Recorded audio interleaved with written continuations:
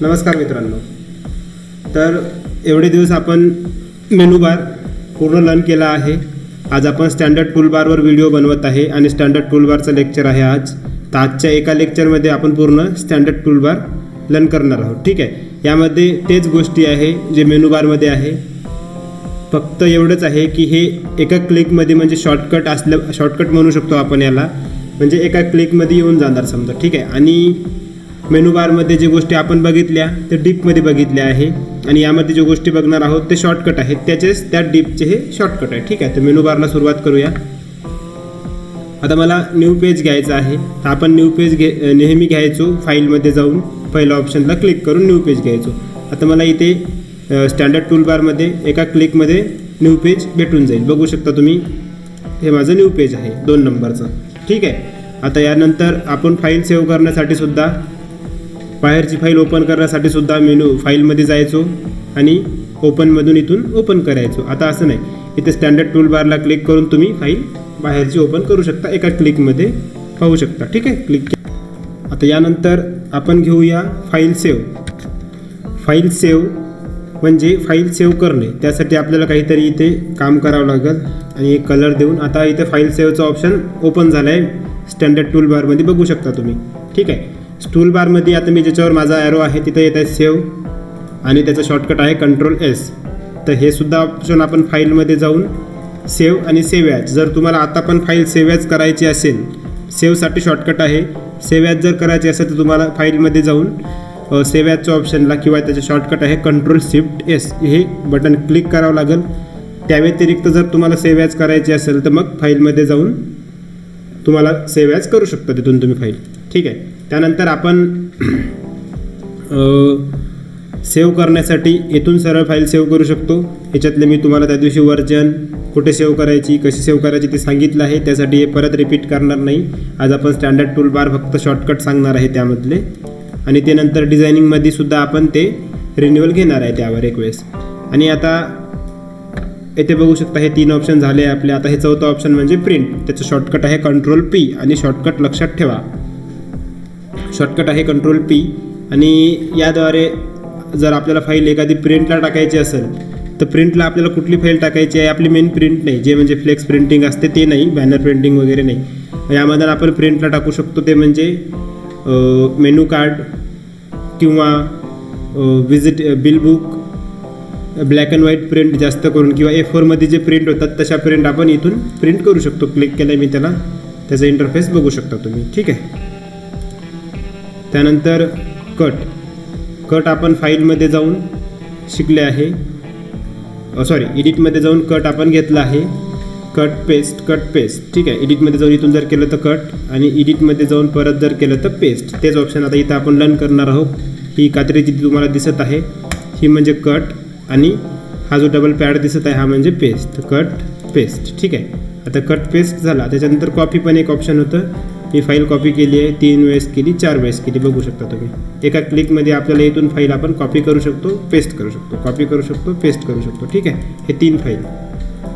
त्यानंतर ह्या 3 फाईल आहे. कॉपी पेस्ट समजलं असेल किंवा त्याचे शॉर्टकट पण सर्वांना माहीत आहे. आता त्यानंतर रिडू आणि अनडू आपण एडिटमध्ये बघितलं आहे. फर्स्ट ऑप्शन म्हणजे रिडू, सेकंड ऑप्शन म्हणजे फर्स्ट ऑप्शन म्हणजे अनडू, सेकंड ऑप्शन म्हणजे रिडू. यानंतर आपल्याला जे करायचं आहे, आता मला हे फाईल सगळ्या इकडल्या फाईल सर्व जशा होत्या तशा करायच्या. आता मी याला करेल अनडू. ठीक आहे. Click undo. सर्व फाईल कॉपी झाली, फक्त आपली जी कॉपी फाईल राहिली आहे, बाकी सर्व फाईल एका जागी आल्या आपल्याला. ठीक आहे. आता मला परत हे फाईल अनडू करून मला परत हे फाईल रिडू करायचे, म्हणजे जसं आपला कचरा पडलेला होता त्या पद्धतीने करायचं. तर मी रिडूला क्लिक करेल. 3 फाईल ज्या जागी होत्या त्या जागी रिडू झाले. परत मला अनडू करायचं, याला क्लिक करा, रिडू करायचं, याला क्लिक करा. ठीक आहे. याच्यानंतर येतो कोरल कंटेंट, सर्च कंटेंट.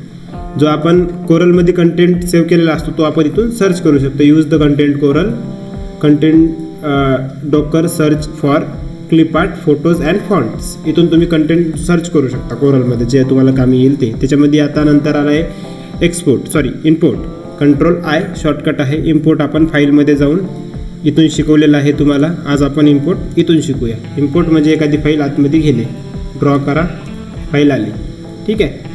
आता एक्सपोर्ट याला आपण डिलीट करून घेऊया, एक घेऊ फक्त आपल्याला काम करण्यासाठी. ठीक आहे. त्याला आपण करूया इम्पोर्ट. इम्पोर्ट करणे म्हणजे JPG format, PNG JPG PNG किंवा CDR किंवा PDF फॉर्मॅटमध्ये जर तुम्हाला फाईल कोणाला द्यायची असेल JPG फॉर्मॅटमध्ये तर तुम्हाला एक्सपोर्ट करायची आहे. जर CDR फॉर्मॅटमध्ये द्यायची आहे तुम्हाला फाईल तर ती सेव्ह करायची आहे. ठीक आहे. एक्सपोर्ट करायची असेल तर ती JPG फॉर्मॅटमध्ये जर द्यायची असेल तर ती एक्सपोर्ट करून तुम्हाला ती फाईल द्यावी लागेल पुढं. आणि पब्लिश टू PDF हे तर आपण शिकवलेलं आहे तुम्हाला. हे आपण फाईलमध्ये जाऊन पब्लिश टू PDF इथून शिकवलेलं आहे. जर तुम्हाला इनडायरेक्टली PDF जर सेव्ह करायची असेल तर या ऑप्शनला क्लिक करून तुम्ही इनडायरेक्टली PDF सेव्ह करू शकता. आता त्याच्यानंतरचं जे तुम्हाला दिसत आहे Ctrl+Z अंडू, डिलीट झालं होतं माझ्याकडून ते. त्यानंतर तुम्हाला हे जे पॅलेट दिसत आहे याला म्हणतात झूम लेवल्स. ठीक आहे. स्पेसिफिक झूम लेवल आहे हे तुम्ही इथून झूम करू शकता. आता इथं झूम केल्यावर तुम्हाला माहीत नाही मी किती % झूमवर बघत आहे ते इथं तुम्ही पाहू शकता. आता आपण 500% आणि आता आपल्याला डायरेक्ट इथून 500 वरून 10% झूम करायचे आहे.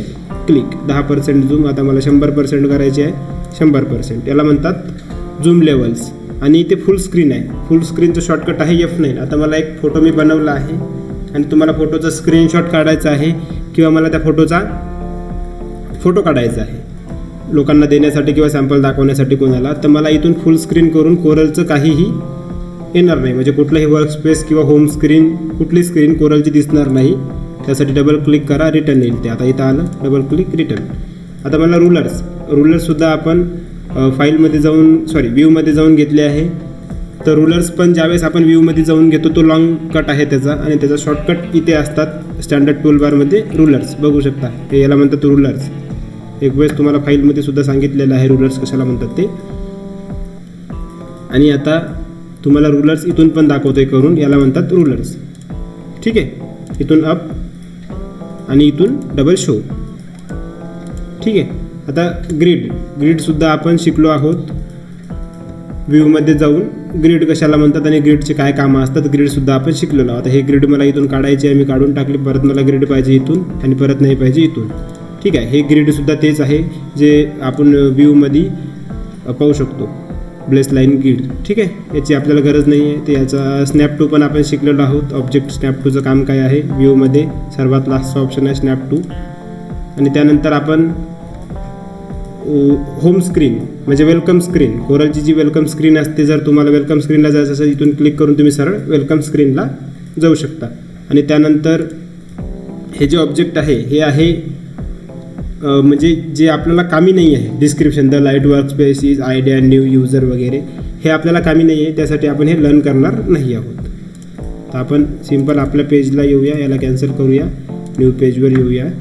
आणि हे सुद्धा ॲप्लिकेशन लॉन्चर, याच्यामध्ये दुसरंच काहीतरी कोरल कंटेंट, कोरल बारकोड, हे आपल्या कामीचा नाही. हा डिझाईनचा वेगळा पार्ट आहे. यासाठी याला इग्नोर करून तुम्ही बाकीचा जो लेक्चरमध्ये जो शिकलेला पार्ट आहे, जे म्हणजे स्टँडर्ड टूल बार कशाने काय होतं, कोणतं शॉर्टकट कुठं आहे, हे वापरून पहा आणि हे प्रॅक्टिकली करून पहा. ठीक आहे. त्यानंतर मेनू बार आणि स्टँडर्ड टूल बार संपलेला आहे. नंतरच्या लेक्चरमध्ये आपण घेणार आहोत प्रॉपर्टी बार. प्रॉपर्टी बार छोटा आहे पण त्यामध्ये जर आपण जसे आपण कामं करू त्यामध्ये प्रॉपर्टी बार वाढेल. ठीक आहे. आता मी याला क्लिक केलं तर प्रॉपर्टी बार वाढला. आपण काहीच क्लिक नाही केलं तर काहीच नाही. एवढं शिकवण्यात मजा नाही. तर आपण पूर्ण प्रॅक्टिकली करून दाखवत शिकवणार आहे आणि आजपर्यंत आपण प्रॅक्टिकली करूनच शिकवत आहे. त्यासाठी तुम्ही पण आम्ही जसं शिकवतोय, जे सांगतोय ते लर्न करा आणि त्याच्यावर प्रॅक्टिस करा. ठीक आहे. धन्यवाद मित्रांनो.